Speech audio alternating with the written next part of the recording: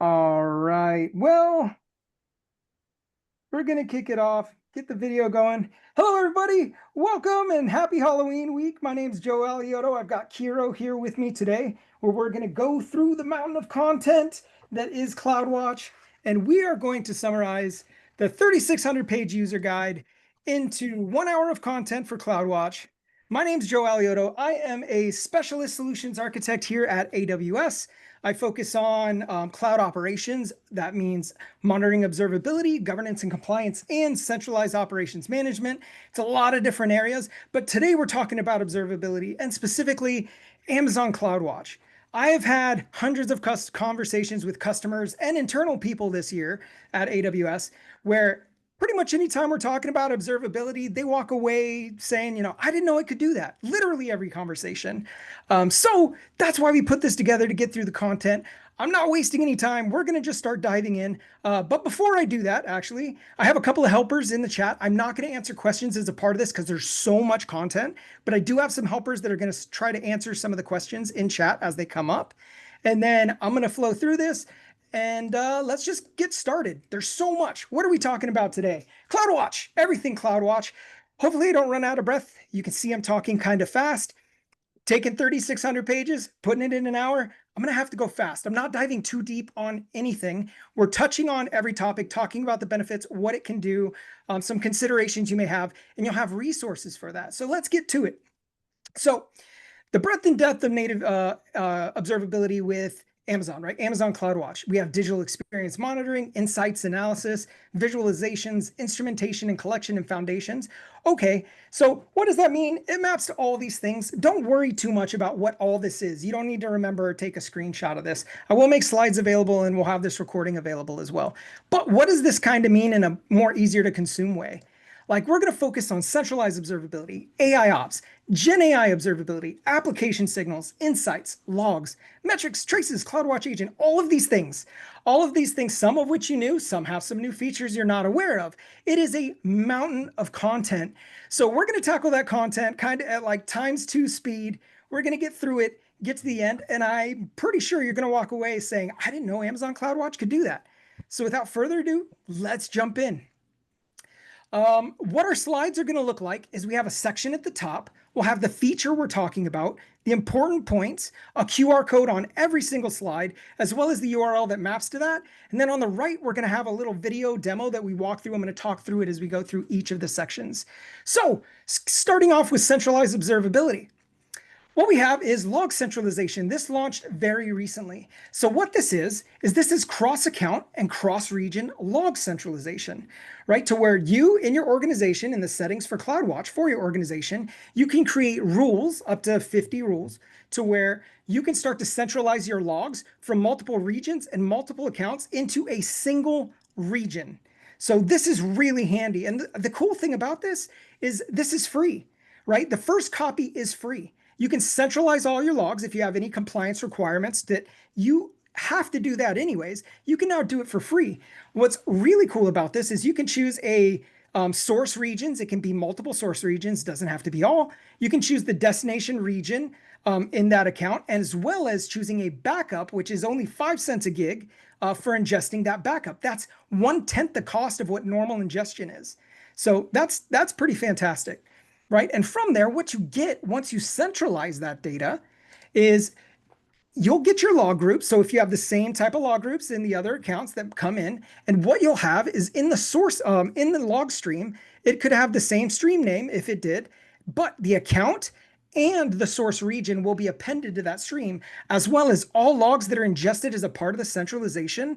They're also going to have additional metadata that point to the AWS account and AWS region. So as you're filtering those logs or querying those logs, you'll be able to do it in a way so you can focus on the regions or the accounts that it's coming from the centralized log.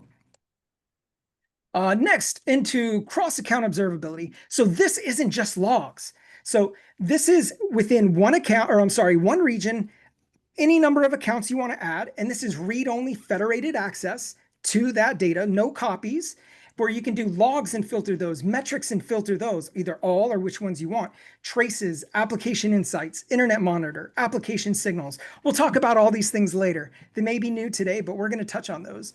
But what this is allowing you to do is get read access to all of that data from one account. So you could have one monitoring account that goes across all the regions you work in and get all that telemetry. Where this is really beneficial, like, for example, I've seen customers that have like, oh my gosh, metric streams, where what they're doing is they maybe need to stream to another endpoint, but they use this to centralize having access to all of their metrics from all of those accounts in that region. And then they only create one metric stream that they send to the endpoint that they need to for all of those accounts instead of a metric stream in every single account and having to manage that. Really simplifies that as one example of use case. Moving on, AI operations, AIOps, hottest thing since, I don't know, fried chicken. So we're into CloudWatch investigations. This is our agentic operational assistant that is, it's an assistant. It is not autonomous, right? It's going to help you and you're going to work together to kind of figure things out. So what does that look like?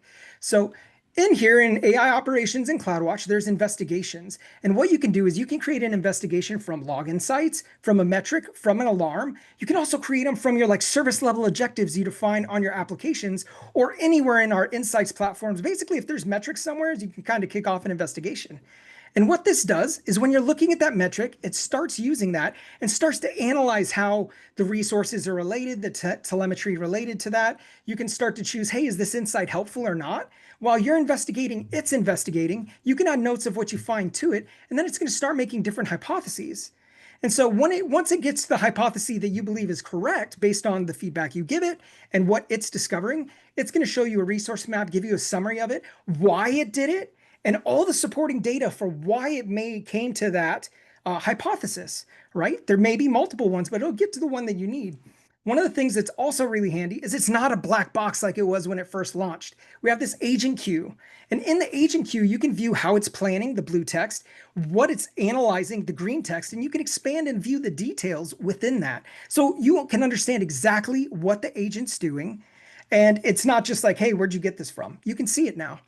And I think one of the coolest things to me is this incident report that just very recently launched. So if you've ever had to do a post-incident analysis before for like management and leadership of what happened, why did it happen, what are we doing to fix it, this helps you put that together. It's going to take all of that telemetry with the real timelines from when the metrics fired that were correlated based on the hypothesis you agreed to. And this is actually going to create real timelines, not estimated ones where like, oh, we did this a week ago, we're getting to this PIR, post-incident report, and now we have to generate it. It helps put all the real timelines, give you estimates on like when these things happened, when it finished, and then in those facts on the right, it's going to fill out all of those using the data it has. It's not going to have everything. It's not going to know like business impact on the number of customers that were taken, what you're doing to mitigate it, how you communicated, but it might have like 10 or 15 facts you would have to answer anyways. You fill that out, you get this comprehensive report that even at the end, it's like, what are we doing to mitigate it? What are the actions? It has like short-term actions, 30 days, medium-term actions, 60 days or less, or longer-term actions, 90 days and lower, right? Coming back down. And so it's going to give you example action items that you can take. This is just something you copy and paste and then you can modify, right? So it is saving hours and hours of info. This used to take me days to put this stuff together, coming back into it, right? It takes about 2 minutes to generate after you have the facts. And then you have this comprehensive report that you can just copy paste and then just start editing it for your needs. It's really awesome.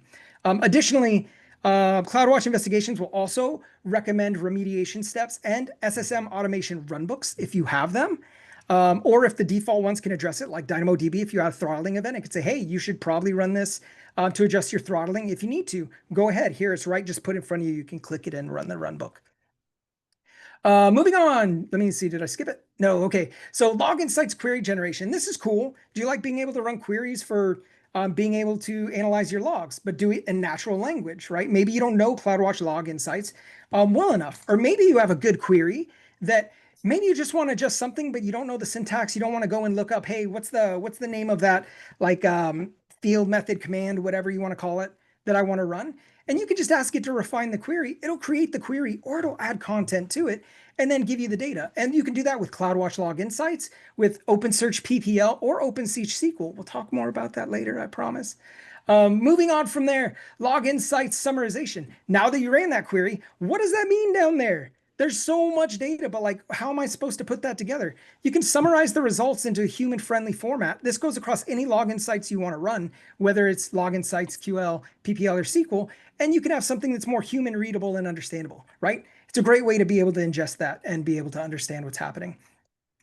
You can also generate metric queries using natural language. So if you're creating a metric query, whether that's through SQL in the editor here, right? You can come in here and just ask for what you want. We'll take a look at this a little bit later, and it will generate the query for you. Cool thing that I really like, I have a metric that I want to change, whether that's an alarm or for a dashboard. Refine existing query. Add this to it because I don't remember to look up the command, and it does it really quick when you're just refining the query because it already has a working query. It's just going to add like another field or some additional logic. Super handy. If you haven't checked it out, it's definitely worth it. It will save you time. Moving on to anomaly detection. This is more like machine learning than it is AI, but they kind of go in one bucket for AIOps, right? And so what this is doing is looking for anomalies, different patterns and experiences for your log group. If you assign it on your log group, here is what we're doing. But we also have an on-demand experience that kind of flew under the radar. Most people don't know that that exists. We'll look at that. But once you have the patterns, what it's going to do is it's going to show you a pattern list, and it's going to give you this pattern log that have these tokens. And what these tokens are the different values, right? Some of them may be similar, like here, but some of them won't. And so we'll see a little bit later where we can use this to be able to say, hey, we had an access denied error, and it shows, oh, these are the two roles that had the access denied error in those like 400 logs we had. And you can just see it like that, as opposed to being able to like, let me search through all those logs. Let me find the different ones. Let me figure out the query I have to run. Let me see where there's different like information in here. What I just ran was this anomaly feature on this pet search log, my pet search application. I want to find anomalies, but I didn't set up anomaly detection. You can run it on demand, and it's going to give you a little example here where if I go back, it's going to tell you like, what's the priority, what this means, like how it changes. I'm not going to go into the details there. If you want to understand what that is, just check out the links. And once again, these slides will be available, so you'll be able to grab them, and you don't have to take a picture at every or a screenshot at every page. All right, for metrics, anomaly detection for metrics.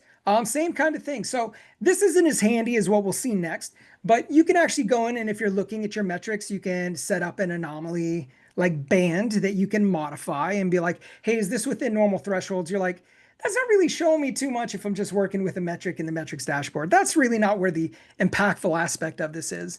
Where that comes into play, though, is when you're using those metrics for alarms, right? You want to have like an anomaly that you're tracking. You're like, hey, this is an acceptable threshold we're looking at, but do we want it to be outside of the band? Do we get notified? Do we want it to be like lower than the band or above the band? Do we want to use that as a part of composite metrics to where we say, hey, we see CPU utilization, but we want CPU utilization, and we also want this anomaly. If it's an anomaly for the behaviors that we're expecting and it's high, we want to be notified, not just for high, right? That's a great way to put those together.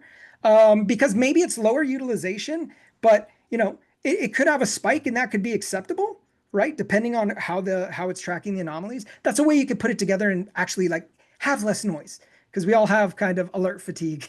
I think that's just the reality. So MCP servers and AI agents. Yay, MCP AI agents. So what we have is CloudWatch and application signals have MCP servers. So if you want to do investigations, whether that's in QCLI and you have your MCP servers, Cloud Code, you're building agentic agents to be able to do that, you can leverage the CloudWatch MCP server for like logs, metrics, alarms, or you can use application signals MCP server for services, SLO, traces, service metrics, SLIs. We'll talk about that more in a bit. But what it's going to allow you to do is say, hey, my service is having issues. Can you help me identify what's going wrong? Right? It's going to look at all of your telemetry that's in CloudWatch, must be in CloudWatch for this to work. And then you can start troubleshooting and say, hey, I found the issues. What's going on? And I said, well, who and when made this thing happen? And it's like, oh, we had critical change of permissions on this time by this person for this role. This is what happened. This is where it got removed. This is missing. That's why you don't have access to that. Right. And so it's like, oh, wow, like instead of having to dig through and then jump into CloudTrail and look around or maybe do like just some application investigation, you can just kick it off. And while you're still investigating, it can like start streaming things, going through, giving you some answers, giving you some ideas. And potentially You can ask for it to fix it. A little scary to just say, hey, AI agent, go fix things, and you have permissions to make changes. But if you want to watch that and you have some sort of like, man in the middle that's approving that, or a person in the middle that's approving that, right? You can do that. And it allows you to start to, manage that and potentially remediate, right? I have another talk that I did around AI agents and the assisted agentic experience versus the autonomous agentic experience and remediation, what that could look like. I'll send a link as a part of a follow-up for this as well, so you could see like that presentation and where we talk through AI agents and how you could potentially handle that with the proper safeguards in place, because that's critical. All right, moving on. GenAI Observability. Yay, GenAI is everywhere. So what we have is a part of Bedrock Agent Core launch. GenAI Observability launched in preview. This recently went to GA. You can view your model invocations across whatever models and just out-of-the-box dashboards for like token usage, all those common things. Additionally, we have like the agent memory, built-in tools, gateways, identity view for those are all Bedrock Agent Core functionalities or tools that you can use. And we have insights and observability into those. But one thing that I want to mention is that it's actually deceiving. This isn't just Bedrock Agent Core. It's any AI agents you're building. You instrument them with OpenTelemetry. You send your telemetry to CloudWatch, right? And you're able to leverage that, whether you're using LangChain, Strands Agent, Crew AI, whatever you're using. You can do that and send it here, and you'll be able to leverage the agent view that we're seeing today. Maybe not the other Bedrock Agent Core views if you're not using that functionality, but you will be able to see the agent where you can get these spans data, other data around it, looking at the trajectory view, seeing how it flows, finding the error in the flow, being able to click on that, go back down, view the logs, view the errors, the messages, and everything that's in there.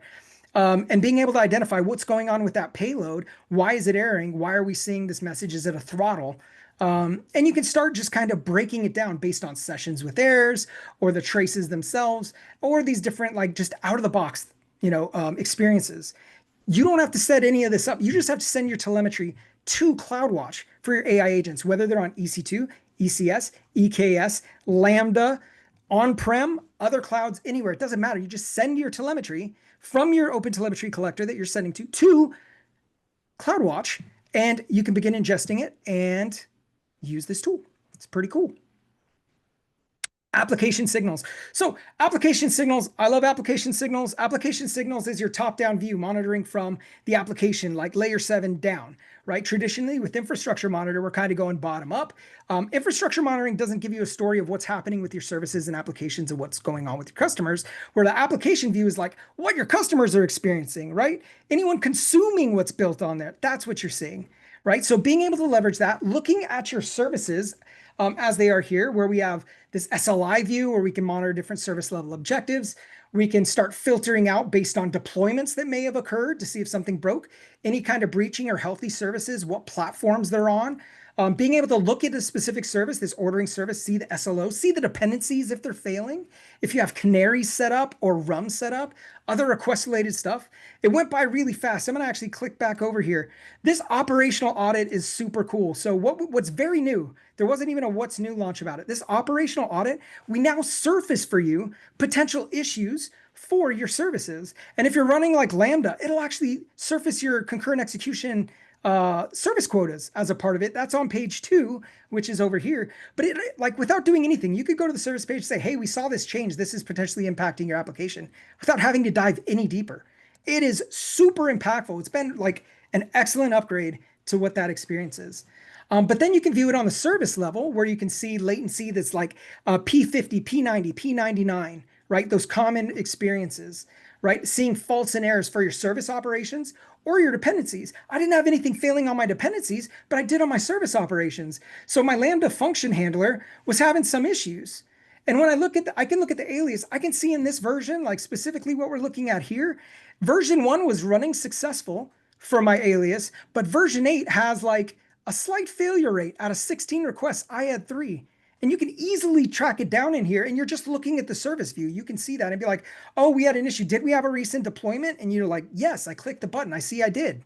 And then you can start to track it down. If you throw a stack trace as a part of those errors, like throw the error, right, the exception, you can actually capture that and be able to see what line was it on. This example that I have here was like, hey, I actually didn't throw the exception. Something changed in my code. It's not even throwing the error, this stack trace. Someone made a big mistake, but I know it's in my function handler. I know it's not my dependencies. So I know something's wrong with the actual business logic, and someone didn't even create the code very well.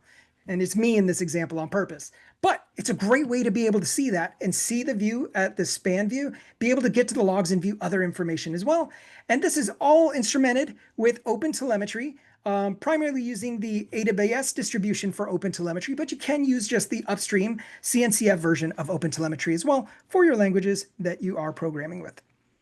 All right, application map. Love me some application map. If you remember service map, it was a not as cool, clean, crisp version of this.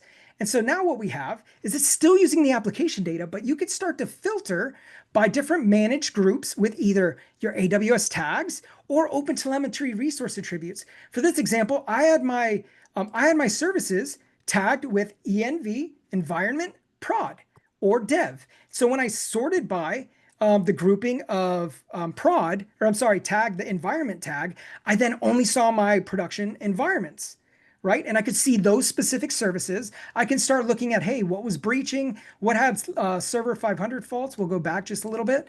And like you could see, it just jumps you to the service that was having those errors. So you could be like, what component or dependency of these services are having problems? And then you can start to dive deeper by viewing the specific insights. When you do that, you can get additional operational audits that we saw before from application signals. That's like, hey, these are things that could be happening, problems. There's that service code, as I mentioned. You can view the different metrics that we saw before, the request and availability, latency, false errors. And you can either kick off an investigation, go to metrics, go to logs, go to whatever you want straight from there. It is incredibly handy for a bird's eye view and being able to filter and lock down what you want. And you can save the views that are important to you. So if you wanted a dashboard that you displayed, you could have the view with the critical services based on how you're filtering them, like I mentioned, by tag or OpenTelemetry resource attributes. And you could just have that bird's eye view. You'd be like, oh, we're starting to see red. We have SLIs that are firing on that, which you could get notifications for as well. But if you want a dashboard type view or just a like at a glance view, it's a great way to be able to jump in and get it. All right, so service level objectives. So this allows you for your services, either on the service, like the service operation being like on Lambda, ECS, whatever compute layer it is, it could be that. Or if it's on API gateway, it could be the different endpoints you have. Or on the dependencies, whatever dependent operations that you are calling, you can say, hey, I expect 99.9% availability or 100 milliseconds or less latency, right? As an example. And when I'm approaching breaching that, right, based on a rolling duration that I set, whether it's like minutes, hours, days, right, you can set what that is. When I'm not attaining that goal, I want to be notified. But actually, I don't want to just be notified when that happens, because that's when customers are impacted. I want to be notified before that's happening because I know I'm approaching that, right? So you could set a warning at like whatever percentage you want that you're approaching that. But additionally, what I think is really cool is you get an error budget, which you can see that's right here, an error budget that you have here. You can set up a burn rate. So what does that mean? That means that as you're burning through your error budget, it's starting to like exponentially increase because, you know, let's say you have some sort of back pressure and it continues to do that. It's going to be just moving up and you know you're going to breach your SLO, but you could be notified before customers are really experiencing the issue, before anyone's notified you. You can receive a notification before you've broken your SLOs, which can be mapped to your external SLAs for any dependent operation, or the service itself as a whole, and be able to fix it before your customers are impacted directly and yelling at you about like, what's going on? Why isn't this working? I don't know. I think we've been there very recently. So, you know, that's how it goes sometimes. But this is a great way to look at that. Moving on, synthetic canaries. Synthetic canaries are awesome. These can get really expensive if you have a ton of them and you're doing a lot of checks. But what are synthetic canaries? Synthetic canaries let you take the same paths through your APIs, endpoints, or looking at the UI that your customers take. But you're doing it automatically using a synthetic canary that's going to run through and take those actions. Where is this incredibly useful? Think about an authentication, a login service, right? Do you want your customers telling you I can't log into this service, this application that you're providing? No, you want to be notified before a customer has had that experience or right when it happens. This enables you to take those same paths, being able to look at the different traces, being able to look at the HAR file for the front end, see if something's not loading correctly, being able to see screenshots if you're doing visual UI comparisons where like, hey, the screen changed from what it was to what it is now, right? Maybe something's wrong there. And you can be notified accordingly. It's just all out of the box. These different metrics, these layouts are there. And also what launched last week is instead of doing 1 check per canary, you can do up to 10. So now instead of having to build as many, you can build far fewer canaries, right? And have them be more impactful for your service where you're monitoring many different things. One of the cool things to keep in mind, there's a Chrome extension that you can install so you can walk through the interface with the Chrome extension running to help you create that default canary that you can then customize for your use case, but it's going to capture most of the data so you don't have to code from scratch. It's going to give you a starting point. It's incredibly handy. All right, moving on. RUM, real user monitoring, right? So what this does is this lets you see how your users are connecting to your front ends. Like how many page loads you're having, where they're coming from, what devices they're coming from, looking at your apps. These all integrate with application signals as well if they're related. So you can see errors. This is very simple. I don't have a lot of data here when I was building this, but you can see the page loads, the requests, the different paths, which ones are having errors, where in the world they're coming from, what types of devices, what errors. These are the different HTTP requests, if there's errors and things there, the different sessions, different events that are occurring. Looking at the browser. So if you're developing your application primarily for Firefox, but you see Chrome is a majority of the users that are using it, and also some of the experiences that maybe you're getting feedback on aren't working so well in Chrome, it can give you the data you need to say, hey, we need to focus more on developing for Chrome, even though we were doing this, because most of our users are consuming that from these specific regions and locations, right?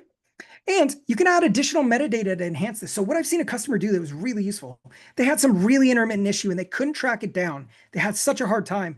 They added instance metadata for their application to what node it was running on. So when they got their telemetry, they were able to look in RUM, see where like the user experience was having an issue and see which specific node in their fleet was having the issue.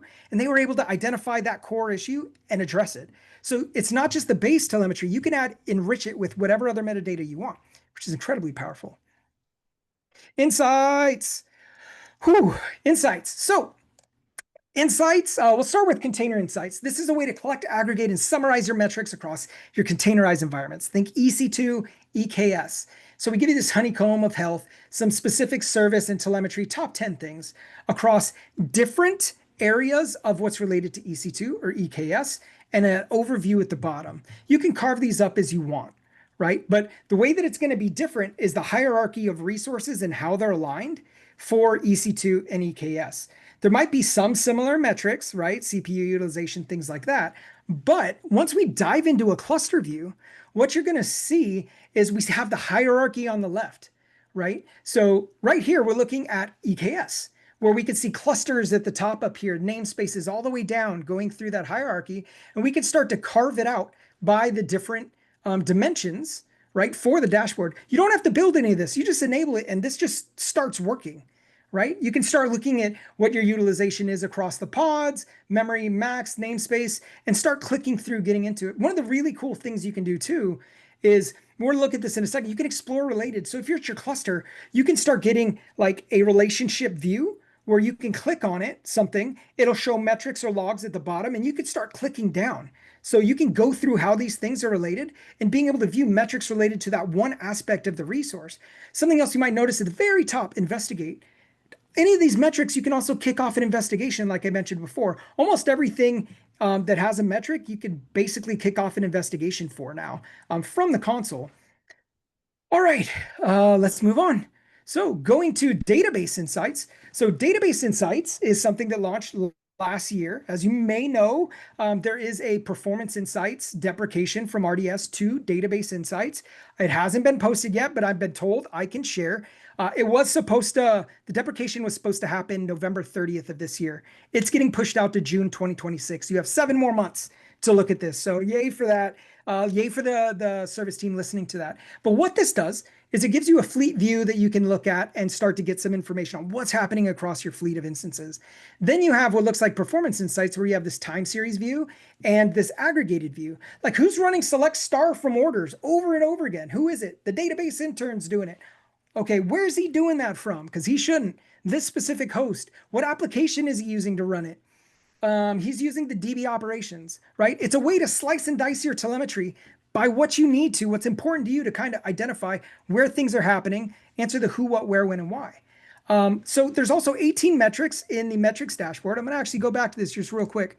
So once we get to the metrics here and we look at this, so there's like, I have one that I created, but there's 18 metrics by default for engine about. There are some top metrics that we'll have by default per database engine. So Aurora, Postgres, SQL. So if I want to add any other metrics to this dashboard, I can just go into the metrics filter, the metric, create a widget. We have hundreds of metrics in there. You can search by keyword, create that specific widget. And when you do that, that's going to be available for all Aurora Postgres SQL dashboards, right? Any instances you're running for that database engine. Why is it per database engine? Different databases have different metrics that you want to monitor, but may not be available for the other database engines. But you only have to do it once per engine, but it would be for that specific user account that you're doing it. Keep that in mind as well. Additionally, we have logs, and you can search through the logs with keywords that are in there. You could do a live tail. It'll kick you off to a live tail where you can start, live debugging the log stream that's coming in. You can look at slow queries where you can get a count of those queries, get the average duration 50, P90, 95, and max duration for that slow query so you can identify it. You can do a performance analysis, which is a snapshot in time of what's going on, how it's working.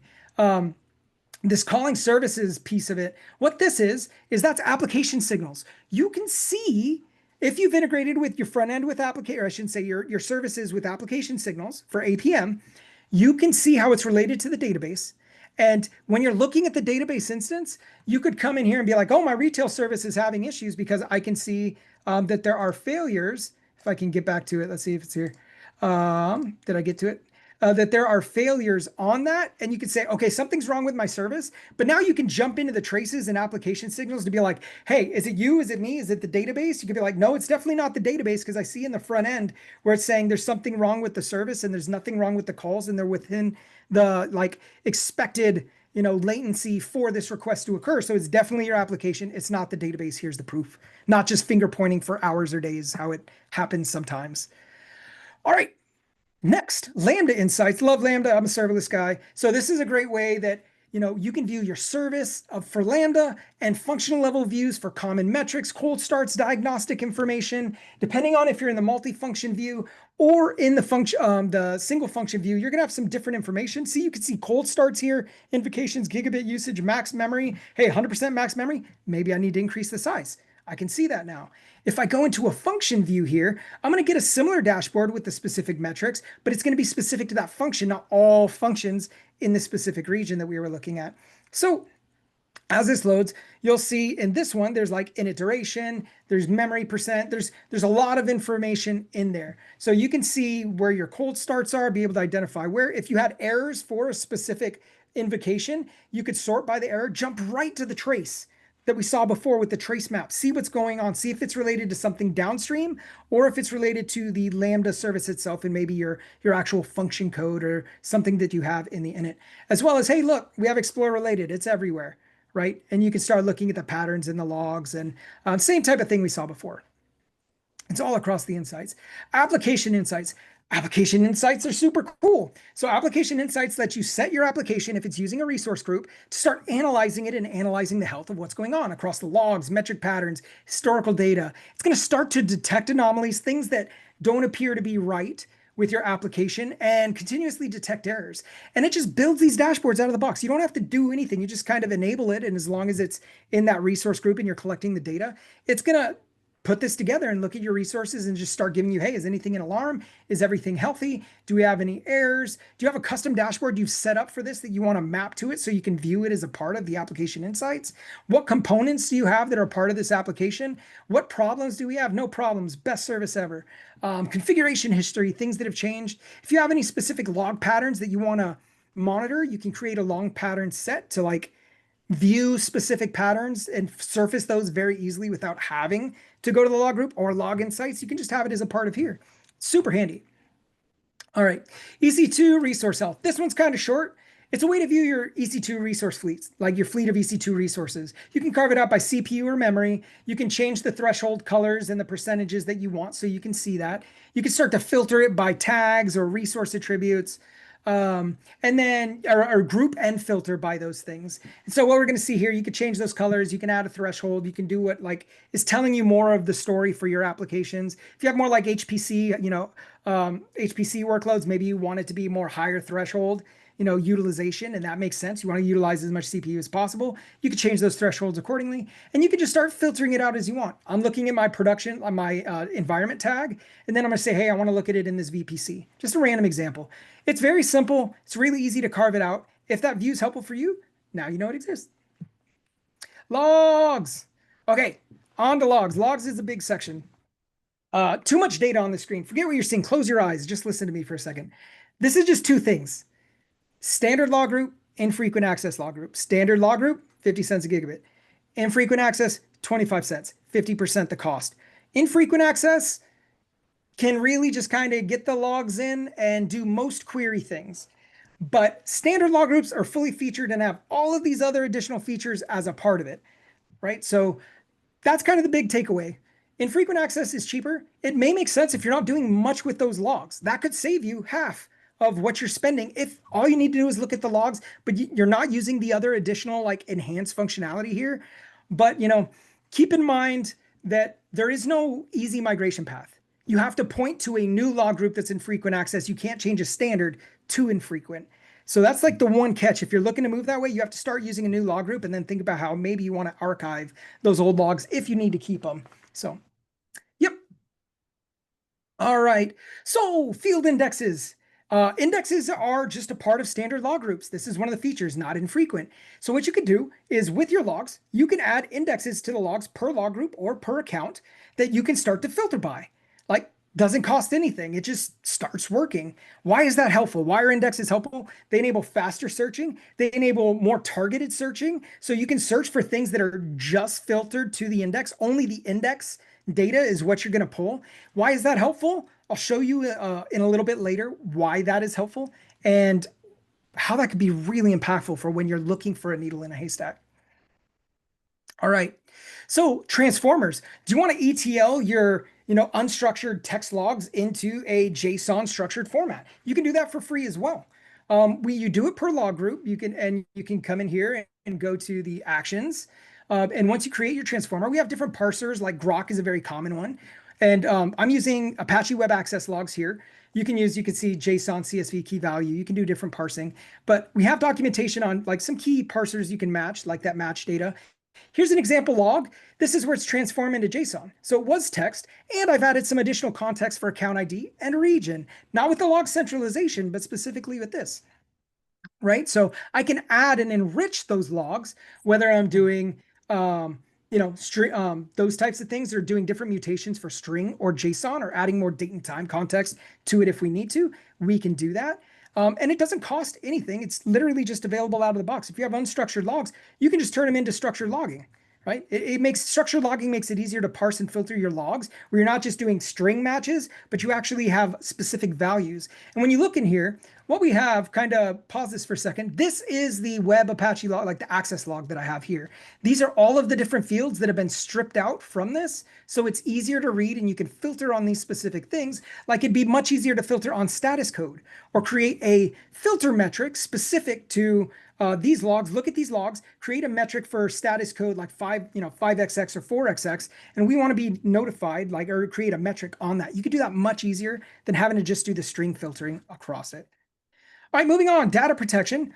Do you want to protect your PII or do you want to just leave it out there, right? Whether it's you or your customers.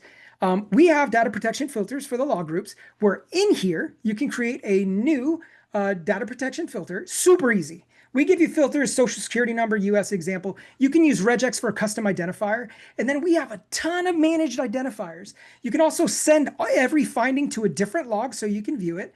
But these are different findings for like driver's license, social security, all kinds of different things for different countries around the world that have different standards. All you have to do is enable that, click the checkbox for which one you want to select, and then it's going to just start filtering them. Like we see, I filter social security US and it's filtered. And if you needed access to see this, you could have privileged access to a specific role, user, whatever it may be. right? So where they can unmask the data specifically and only in the message, not in the fields here, just in the message when they're doing queries, if that is required, but that is privileged access that you would want to keep a very tight rein on. So moving on, metric filters. What is a metric filter? It's a way to look at your logs and create metrics from recurring things in your logs that you're filtering on. Like I mentioned before, when we looked at the web Apache log or the Apache web logs, like status code 200, 2xx, 3, 4xx, 5xx, right? If you wanted metrics on your application from your application logs, this is just a way to say, hey, look at these logs, look for this field. Every time you see this, take these actions so that we have a metric that we can take action on because we know when this comes in, that if it hits a certain threshold, we need to start investigating deeper. Where's this super handy? Remember log centralization from earlier where you're centralizing all your logs to one place? Now, wherever you're centralizing your logs, you can create your metric filters across your entire organization, have a monitoring account in that way to where you can have all the metric filters for your different applications, how you're filtering it in a centralized place. So you're like, which account do I have to go to find this? You no longer have to do that. You can go to one place that can have all of those and you can build it out and have more visibility into it, more centralized, remove the undifferentiated heavy lifting of jumping from account to account to region to figure it out. Okay. Moving on, contributor insights. What is contributor insights? It's what's contributing to your load. This is for analyzing high cardinality data. What does that mean? I didn't know what that meant a long time ago. And I'm like, that's a really weird word. It's just many unique values. You just have a lot of unique values. And so that's kind of it. Do you have like a lot of different IP addresses coming to your website? Do you have a lot of different users coming in that you need to track different behaviors and things for? This is a way that you can do that by enabling it. It's going to sort it by the contributor, what is the most contributor, where they're going to. This is an application. One of the things that I think is super cool that launched very recently is DynamoDB had contributor insights, but what they launched recently was they launched where you can enable contributor insights only for throttle events for DynamoDB. And so you'll only get information when your DynamoDB tables are reporting some sort of throttles, read, write, whatever it may be, right? And you can see the specific like primary key or secondary index or the key that you're looking for. It'll show it in there so you can see like what type of requests are coming in against which aspect of your table that they're trying to get into to see what's that busy key. Maybe you need to re-architect your table. Maybe you need to look at how you can adjust that because your access patterns have changed or you've grown and what originally worked for you isn't working anymore. It's a great way to get really easy visibility into that. All right, subscription filters. Subscription filters are just a way to say, hey, I want to send logs from A to B, right? I want to ship them off somewhere. You can do that with Amazon Kinesis. You can see it Kinesis subscription filter, Amazon Data Firehose. You can do it with Lambda. It just allows you to send from one place to another place, right? You can kind of choose where you want to do that. Before we had centralized logging, a lot of customers that had compliance requirements would have to utilize this to ship it all to one central location. Centralized logging now allows you to not necessarily have to manage all these subscription filters for all of these different log groups. You can just ship them all to one location. And if you still need access to send this to those specific endpoints for individual ones, you can do that. But this is actually a great use case where the log centralization has helped to minimize the number of actual subscription filters you may need to create. Moving on. Log group selection. Okay, so log group selection is kind of cool to know. So you can select 50 logs by default. I'm going to go back real quick. 50 logs by default. I'm going to get it. You can use a prefix to where you could say, hey, any log groups matching this prefix, right? I want to search through those. Once again, with log centralization, if you're centralizing all your logs in one place, searching by prefix may get all of the logs that are matching like your specific containers that you're running or your specific applications you're running, whatever it may be that match that prefix. But additionally, there's the all log groups. Well, all log groups sounds scary to me because I know that the more that I query, the more data I query, the more it's going to cost me and the longer it's going to take. So less time to insights, less value for what my query is. But keeping that in mind, what we actually, I think it's coming up soon, but what we can do is we can do some magic that I'll show you. I think it's coming up really soon around the all log groups. But for the individual log groups that we have here is we discover the fields. So when you run a query, we can view the different fields and which fields are indexed in there. And after you run the query, if you select one of those fields, you can see how often it's shown up in that log query you ran. I can see for this specific event source, most of them are coming from KMS and X-ray, which ones are coming the least in, right? It can give you a good idea of what's there, what is indexed that you can start to filter by that index. And so in this example, I'm coming in there, I'm running the request ID, and I'd be able to see the request ID for that one as a part of what's in the terminal here. All right, saved queries. Do you run certain queries often? Do you want to not have to remember how to type them? You can just save them. It has some sample queries in here, but you can create like folder structures and begin to filter them out based on what those queries are that you need. And what it's going to do is it's going to auto load the log group you need. It's going to put the query in, and you can just run it. Right. So if you're in the console, if you're actually actively doing discovery in the console, not just from the command line, this is a great way to be able to pull that information, save those queries, and like simple one-click access to get those common investigations that you want to do on your logs or analysis of your logs. Super handy. Deduplication. So deduplication, what this is not limiting the logs that you're seeing. It's like we have 8.6K logs output in this, but what it's going to do is it's only going to show unique values. It'll show the first unique value in the order of it. You're not going to see the full time stream of when all of these occurred. It will be the first original value. It's also still looking at all of the same total logs, but what this can help you do is kind of find that needle in a haystack, right? Or where you're looking for that one thing that's different, and you only want to see the unique values and when that first unique value happened. That's where this is really handy. And that's just using, hey, run this query on this log group and then dedupe the message, right? I'm deduping the message field. All right, filter index. Back to where I was talking about all log groups. Filter index allows you to filter your logs based on an index on a field, and only the logs that match that index will be presented. So in this example, I'm looking at the remote host field from my remote index on remote host, and I get the return of just the values that contain that from my log groups. If you have account level indexes created, you are able to say, I'm not sure which log group this is or which application that the log group's for. I know I need this field with this value. This is something I'm looking for. I want to look specifically like remote host for this IP because we believe that's where we're getting ping from. Where all are they hitting? Where have they gone? Let's do some analysis on like, no matter which logs that's in, where is that, right? We want to see it. And that's a way you could do it. Just one example.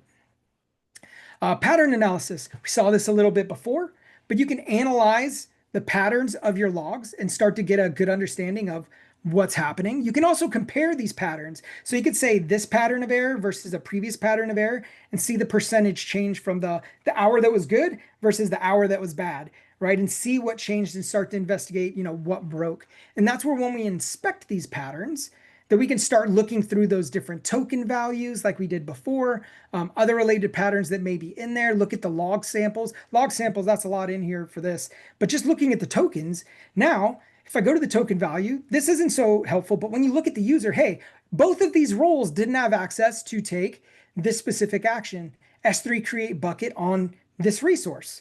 It couldn't do it. These two roles. Something may have broken. Someone may have updated those roles. But now I don't have to parse the thousands of logs to find it. I could say, hey, here's an error. Here's where I could find this same pattern for, that I know is potentially the issue based on this error. Who did it affect? And where were they trying to go? And you could do it very easily clicking through without having to go through all the logs or trying to track it down more granularly. It's just like kind of like a quick way to see what's happening, what's commonly happening, or potentially if you do the compare, what's happening now and wasn't happening before, and investigate that. All right, OpenSearch SQL. So we integrated with OpenSearch for SQL and PPL. If your team is more familiar with SQL and CloudWatch Login Sites being its own language is kind of like, how do I even use this? SQL, you can do it. So you can use SQL in this example to start querying the logs, get the data. I mean, it's really that simple, right? This allows you to do more complex join subqueries and other functions for advanced analytics the CloudWatch Login Sites doesn't allow you to do today. So if you're familiar with using those different functions and methodologies, you can still use them for the logs, which can be incredibly helpful. And guess what? PPL too. So if you're familiar with the pipe processing language for OpenSearch, you like that. You like being able to analyze your logs because you use some OpenSearch. Maybe you primarily use OpenSearch, but you also use CloudWatch. This is a way to take that same skill set and map it in so that you can do the same type of analysis by using your CloudWatch logs, and you don't have to learn a new language to figure it out, right? You already kind of know one, you know how to use it, you're an advanced user, and you can map that to what you have today. Awesome. Zero ETL dashboards. So in Log Insights, which is it's kind of confusing. There are dashboards with OpenSearch in Log Insights.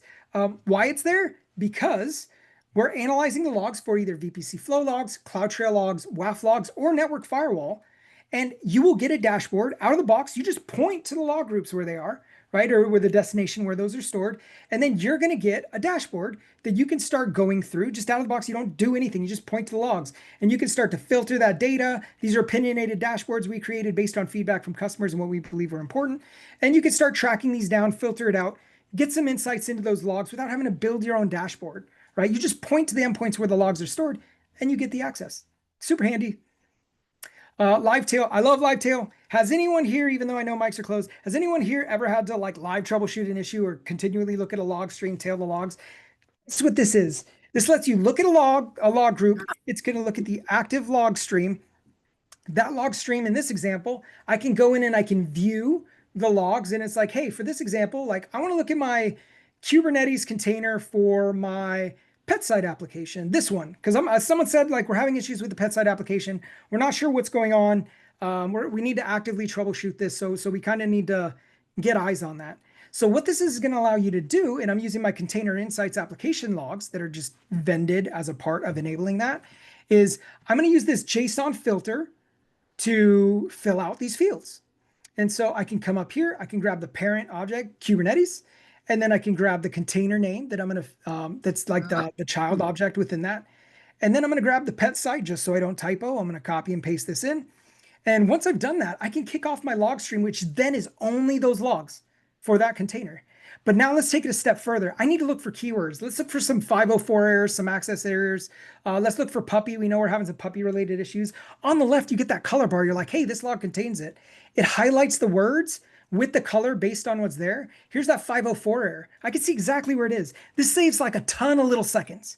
You don't have to look through all of those logs. You only look through the ones in the stream that match the keyword you want for the filter you provided, and you can jump exactly to what you need to see. And then if you want to see what was coming before or after that, you can do that, but you can go to what's important immediately without having to search for, I don't know, minutes or hours to find exactly what you need.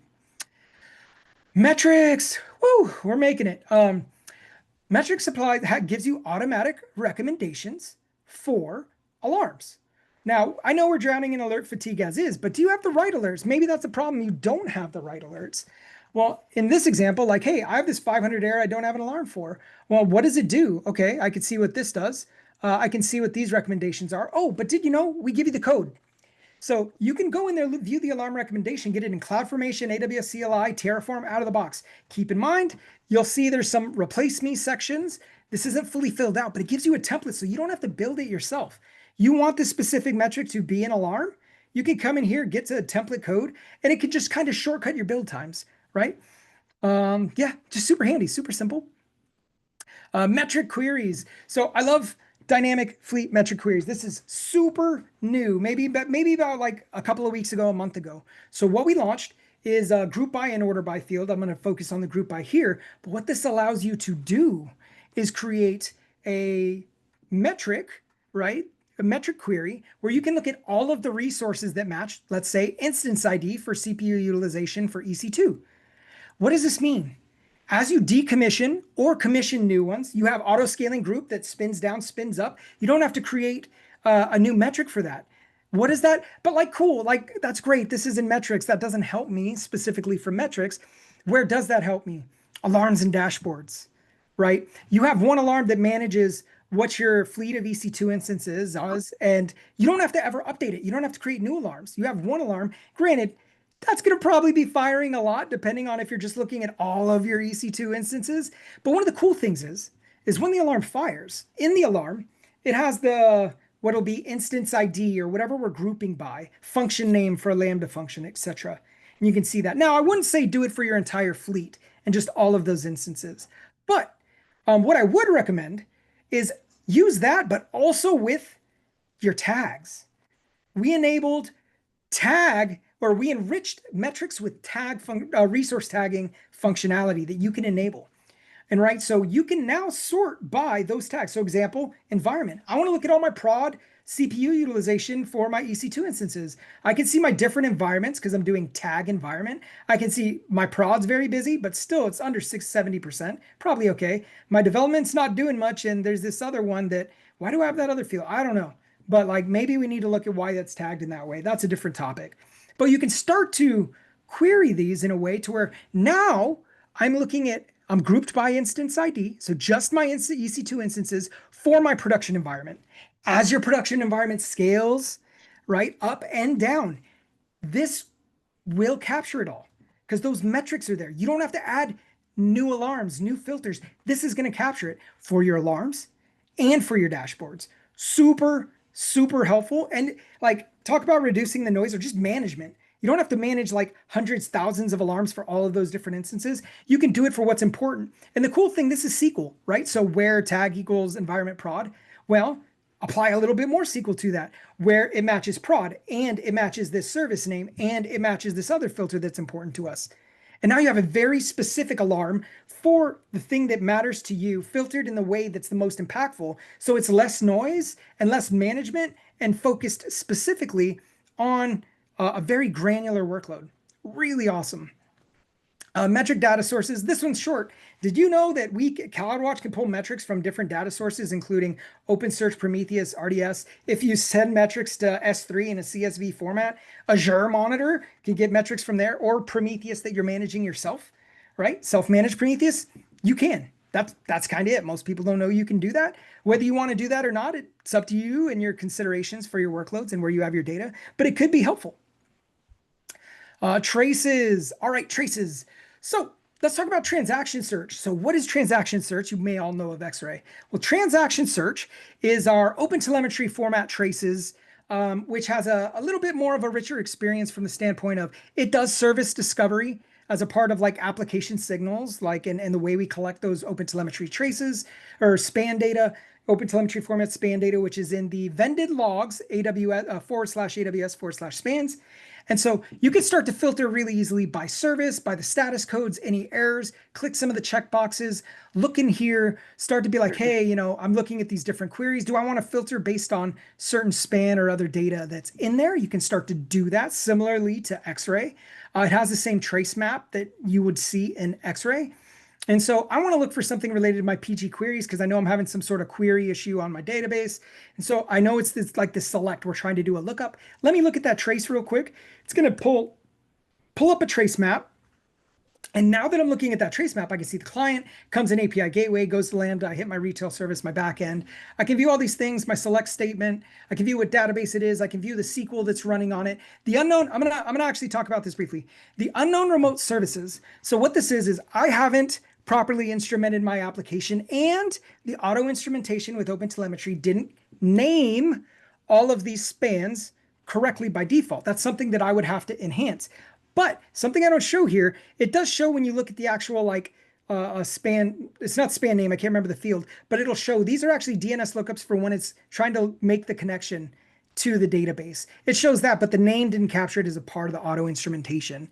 And so even though it's unknown, there's ways that like when you're instrumenting your application, you would want to make sure that you're capturing everything.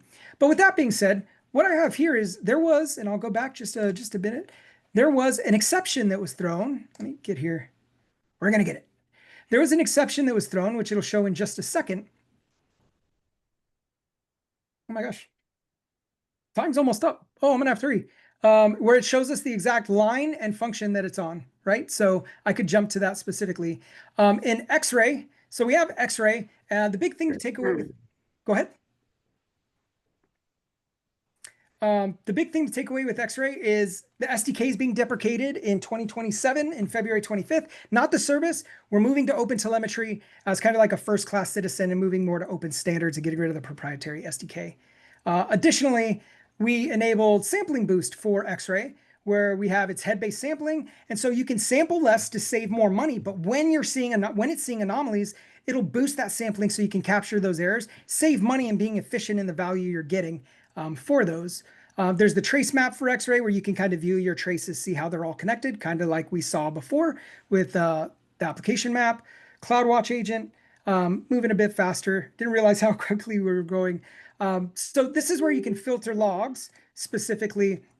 You can include keyword or regex. You can map it to service names to different telemetry for that related map. You can send logs via FIPS or VPC endpoint, not just over the internet. Metrics are kind of similar as well. You can do metric collection. You can even send directly to Managed Prometheus for your metrics through the CloudWatch agent, and you can collect NVIDIA GPU metrics. These are just examples of those. For traces, similar type of thing. Let's see if it goes. For traces, same type of thing. It has default endpoints. You can send it to FIPS or a VPC endpoint as well. And you can capture your spans in OTLP format. So if you wanted to send those X-ray traces, you could do that in OpenTelemetry format. We also added, like last week or a couple days ago, Windows event log filtering, where you can filter by system security application. You can filter by event levels or event IDs. So you only get the Windows events that you want from the events logs, and you're not having to capture everything. On alarms. You can reduce the noise by combining alarms together using composite alarms. So like CPU, network utilization, disk. And then so when all of those fires or different behaviors happen, you can reduce the noise of what you're seeing by having the alarms only fire for you and notify you when they meet multiple requirements, not just a single one. Dynamic fleet alarms, we talked about this before. This is just the same thing. You use those metric queries that we did where you can group by, and you can be alarmed for your fleet where you create that one alarm instead of as many. And we kind of already talked about that as well. Tag-based alarms in the exact same way that we talked about before, using those same metrics to do that. Dashboards, you can use dashboards to create a dynamic dashboard or these auto ones that are created.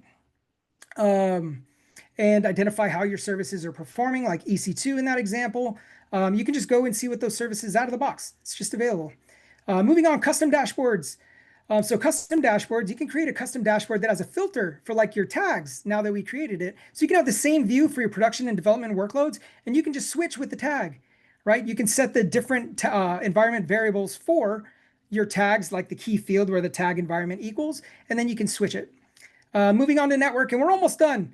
We have flow monitors where you can view between regions, AZs, S3, DynamoDB, unclassified networks, how much is flowing, and also potentially, or also you can view like how much utilization you have crossing those thresholds, so you can start to optimize what that looks like. Over here, you can see how much it is and between which accounts. Super handy. Internet monitor, see what's happening on the internet. If something's impacted on the internet, they're down in a region. We kind of track that, give you some insights into it, and you can start to, know why an issue is happening if it's not related to you, but it is the infrastructure that's outside of your control. Moving on to synthetic monitors, these are layer 4, so being able to do TCP connections or ICMP. As long as you have network access, you can monitor it. So that means it's a great way to monitor like direct connect connections. I was going to say DX connections. Being able to see you can get from one end to the other, source to destination. As long as you have network connectivity, you can monitor it from source to destination, no matter where it is, whether it's within AWS, outside of AWS, on-prem, AWS to on-prem, AWS, anywhere else. As long as you have network connectivity, you can track it. OpenTelemetry, this is like the last one. So OpenTelemetry as a whole, within CloudWatch, not talking about Amazon distribution for OpenTelemetry, we have two endpoints for traces and logs, right? They're kind of matched in this way for traces or logs. We don't have a metrics endpoint today. That's something that I hope we do get soon. I know that OpenTelemetry is becoming a first-class citizen, and it is in a lot of ways. Metrics is the one place that we're working on improving. And so what we have today is we have OTLP endpoints as a part of, like, if you have the CloudWatch agent, you can send to that or send to that and have it send it off. And then we capture the log data, the trace and logs data, and send it to application signals, transaction search, and you can get the inputs to what you want. With that, we're just about wrapping it up. Here's the One Observability Workshop and Application Signals and CloudWatch Investigations Workshop for more of the application layer, the AIOps piece. Here's a little demo you can walk through. I'll make this available. This will be recorded as well. And last but not least, sorry, super fast, sorry, amount of content. Oh no, it's not there. My survey. I was supposed to have a survey link on here, but it's not here. And so let me see if I can pull that up real quick. Oh man. That's okay. I'm missing my survey link. But other than that, let me put this back up. I'm sorry about that. I know I made the screen go by. That was a mountain of content. I tried to dive deep where I could. I hope you all enjoyed it. I need to take a breath, very, very much so. But I thank you all very much for being here today. I hope you enjoyed the content. I know it's a lot. I know it's low level, but we covered a lot of things, right? There's screenshots for all those. I am going to get this recorded and put it up on YouTube somewhere, and I will make the slides available as well. We will share the survey as a part of the follow-ups. I'm sorry, I don't know where this got changed. I have the survey link on here. It appears to be missing at the moment. So thank you all so much. I'm going to take a breath. I'm going to drink some water, and I got to go. So thank you all, and I look forward to chatting with you again soon sometime. Thanks all. Take care. Bye.